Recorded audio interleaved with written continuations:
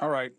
So, based on the president's ultimatum, Iran was supposed to open the Strait of Hormuz like now.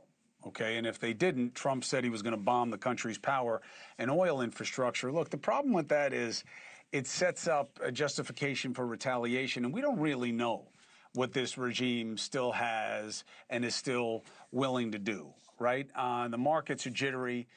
The president is trying to balance how to juice the market short term with how to get out of this short term. And then the president announced this morning that talks had begun, which certainly the markets want to hear. But the regime came out and said it's not true.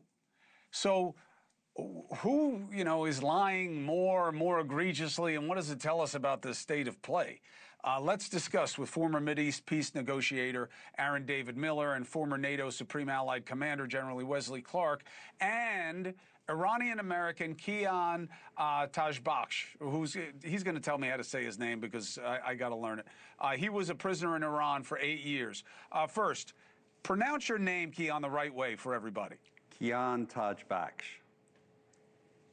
All right, I did okay. I should have done better. You did fine, Chris. Because I have so much respect for what you went through that I want to make sure everybody takes the weight of what you've been through. All right, so first things first. I don't like ADM having to compare who to believe, these terrorists in Iran or the administration. But what is your read on, hey, they're negotiating, that's good, and them coming out and saying, no, we're not? Is that just a regime move to undermine? I mean, we could spend the next several hours trying to unpack that, Chris. Let's just look at some basic realities here. We're going to be a month into this war, and three things are obvious to me. Number one, yes, we have escalation dominance.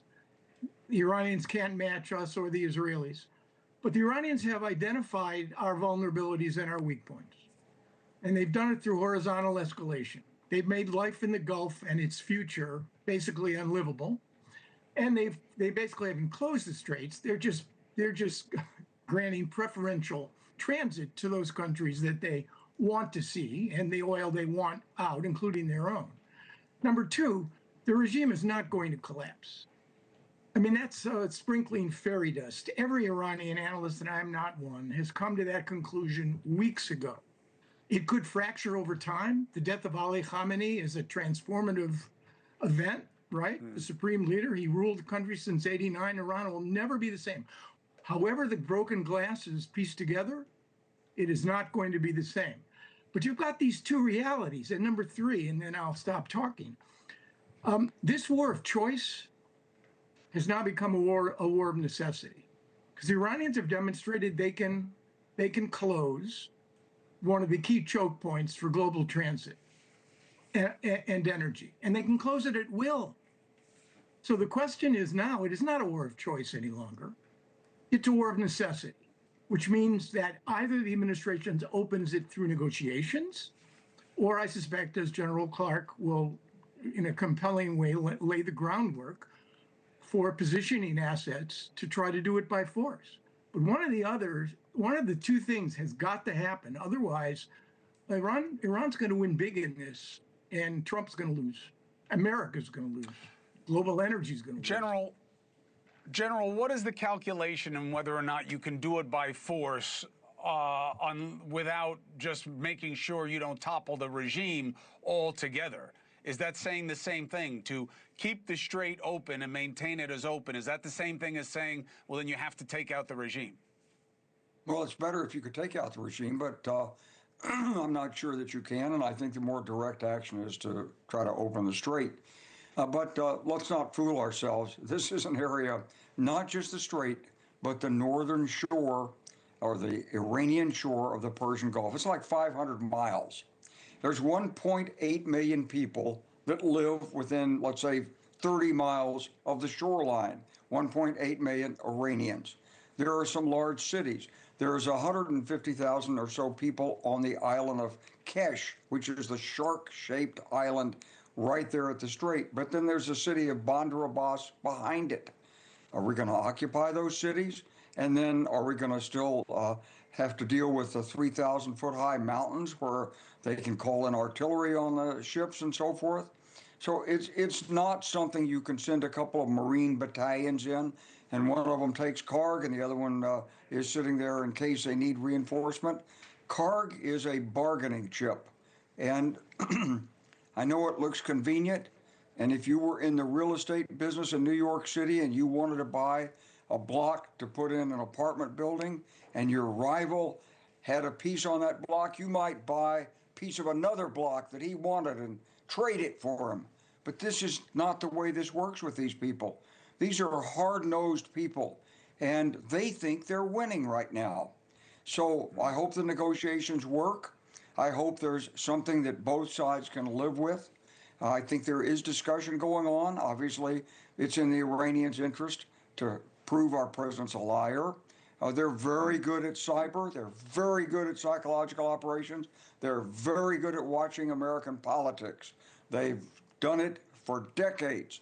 But if that doesn't work, then I guess we're going to have to do something by landing troops, maybe airborne troops to take the high ground, maybe a whole Marine expeditionary force. Maybe you're talking about 100,000 troops, maybe more, to cover 500 miles and deal with combat in cities.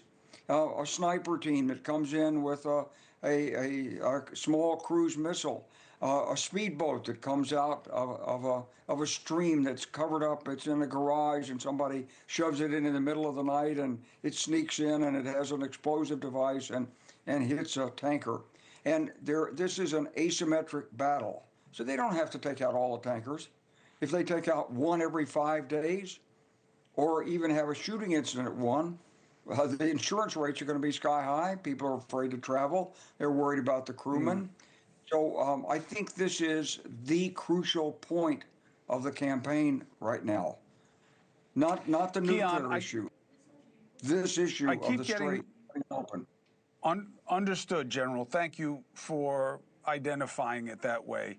Kian, I keep getting messages from people who are saying, boy, but you can't stop because now that you've started this, if you don't help us get rid of them, we're going to be more targeted than ever here on the ground in Iran. That the regime, if it survives, it will punish the people for this in a way that we haven't seen before. Do you believe that, or are those just well-founded fears of people who are stuck there and hoping for change? Well, Chris, I do believe it. Look, there's a couple of big things there's a couple of things I would say about this conversation, which I think we're missing the big picture. The first one is that all the threats that our guests have enumerated just now proves actually how important it is for the United States to continue this military operation. Actually, in 1980, President Jimmy Carter announced the Carter Doctrine, and in which he said that any attack, any attempt by any power to control the Persian Gulf would be considered an attack on the vital interests of the United States, and it will be repelled by any means necessary, including military force. From this perspective, all President Trump is doing is enforcing the Carter Doctrine.